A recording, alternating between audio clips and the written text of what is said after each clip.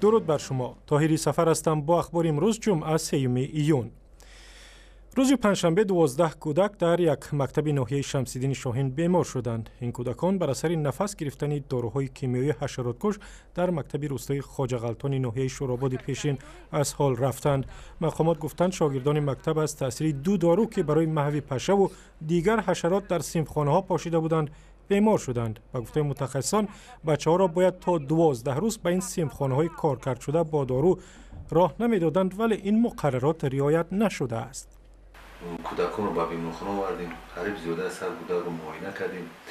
از همین 25 کودک رو ما در بیمارخانه یاری اولی دادیم. 6 کودک هم با ضرورتشوی سبب توبت کردیم. کودک رو به خانه جا دادیم. حالا هر روز با کودک رو ما معاینه کردیم. در رفت یافتن یگان شکایتی اگر کودک شکایت میکنه که نفس تنگی دارم، که سردردی دارم، که دیپریوزی دارم، تا بیمارخانه آورده معاینه کرده توبت میکنیم. ولی والدان مکتب بچه‌های بیمار از واکنش مقامات قناعتمند نیستند. روز 26 همین کار شدگی واقعا یگان کس آدمای متصدی دستگیری نکشته. اینا 3 باری 4 باری آوردن همین کودک‌ها را. میره یک داروی دیمدرالش میتونه از پاکایتل رویش میکنه خانه با ابرد این همین یک هفته یگان مثال کارکنی همین تریتوری یگان فکر نداره. هفته از این پیش 50 شاگردی همین مکتبی خواجه غلطان و از جمله بعضی از همین کودکان از تأثیر داروهای حشراتکش بیمار و بیمدار شدند. مقامات انتظامی روسیه روز 3 ایون خانه کرامت شریپوف رئیس یکی از سازمان‌های مهاجران تاجیک در روسیه را تفتیش کردند.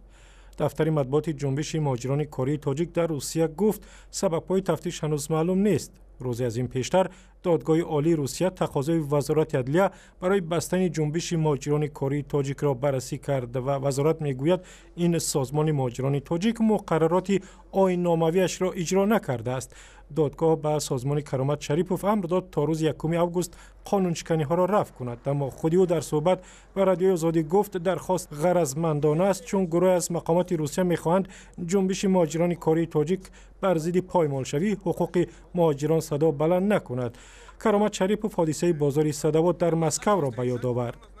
این حادثه 2014 است، 6 سپتامبر که در بازار صدوات زناشویی شدن بین گروهایی که یک گروه تاجیکی که حقوق انسانی خود را میخواست محافظت نمودن و از طرف کارمندان چاپی بازار صدوات پرانده شدند و در آنجا بودن ما است.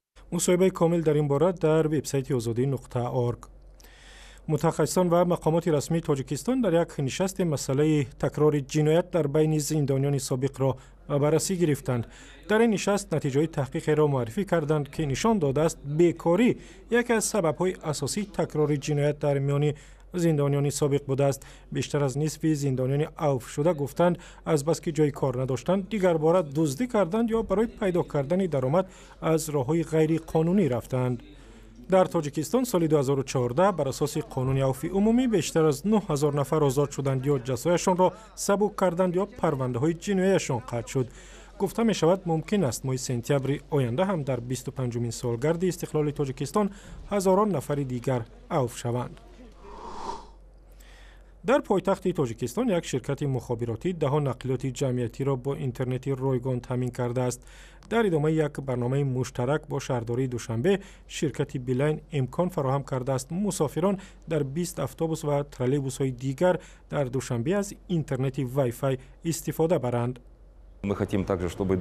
ما می‌خواهیم که دوشنبه هم شهری مؤثر باشد و هم ساکنانش به اینترنت حاضر زمان دسترسی داشته باشند. ما این لایحه را رایگان تطبیق می‌کنیم. به این وسیله دانشجویان و مکتبچه‌هایی که از نقلیات استفاده می‌برند وقت را به فایدهشان صرف خواهند کرد. حالا مسافران اتوبوس و ترولبوس های شماره 9 و 12 امکان دارند هنگام حرکت در دوشنبه از طریق اینترنت بلندسرعت پشت الکترونی یا صفحه های خود در شبکه‌های اجتماعی را ببینند یا کتاب بخوانند. هدف طرح تشویق مردم به استفاده از نقلیات عمومی در دوشنبه است. در گذشته 10 اتوبوس و فرودگاه دوشنبه را هم با اینترنت رایگان تامین کردند. یک گروه از زنان در ناحیه واسه دسته هنری تأسیس دادند و در طی معرکه‌های منطقه رایگان سرایندگی می‌کنند. در بین مردم ناحیه آنها را همچون زنان دایره نواز و سرودخوان میشناسند که به خواهشمندان در برگزاری جشن‌های شادی و سرورشان کمک میکنند. مثال یک توی تماشا یک خنده میشه و ایکیم که جو آرتیست میکنن یا که کنسرت میکنن ما خنون تشکیل کردگیم ای ناحیه واسه دایره زنای دایره زن رقاصه بیتگو همین کارا را ما خنده را رفته کارنمایی کرده با آدمو خیلی یاردمی آسان میغلطه. دسته هنری این زنان تا کنون به صدها خانواده کمک کردند تا جشن‌های عروسی و مراسم‌هایشان را با خرج کم برگزار کنند. حکومت ناحیه هم زنها را به این کار تشویق کرده است تا از همین راه مانع خرج و خراجات زیاد در جشن‌ها شود که بر اساس قانون تنظیمی رسم آیین در تاجیکستان ممنوع است.